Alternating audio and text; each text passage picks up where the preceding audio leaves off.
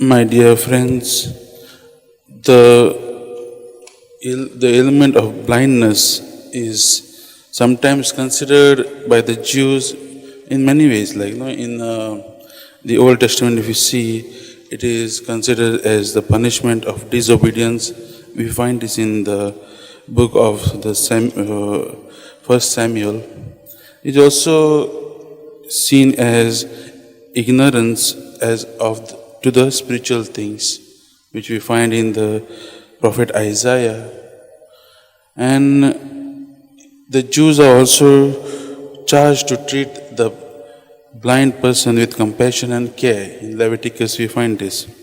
In today's gospel, we see the blind man is brought to Jesus by some of his friends, and it is through through their faith that Jesus has pity on this blind man and heals him. And his healing is in stages. It's not like he heals him and he's healed. The blind man's sight is restored in stages as he is touched by Jesus. Now, Saint Mark records this remarkable miracle in these short phrases, like he looked intently, he was restored, and he saw everything clearly. These are some short phrases Saint Mark uses. And then we see Jesus sends this man with a warning to avoid the company of those people who are caught up with spiritual blindness. And so, what is worse than physical blindness? It is the blindness of the heart and of the soul. And that is what Jesus is asking us today.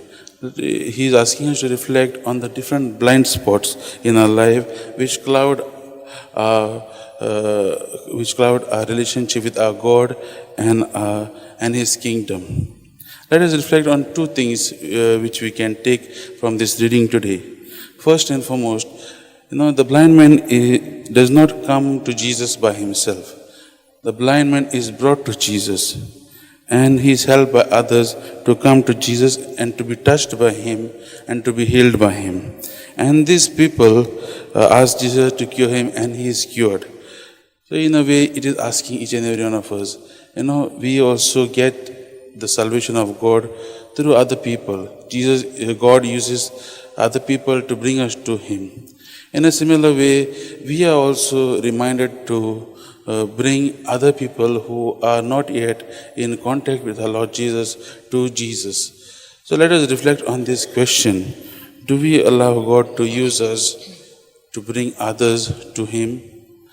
Let us reflect on this question.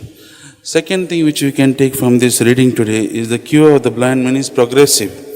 The healing is in stages. The healing does not happen all at once.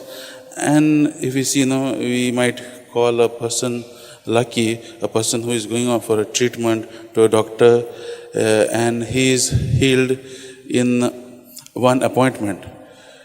Usually, when some physical illness is there, so it takes many times. It doesn't happen once. Like the healing doesn't take place once. And similar, Jesus is asking us also today through this reading.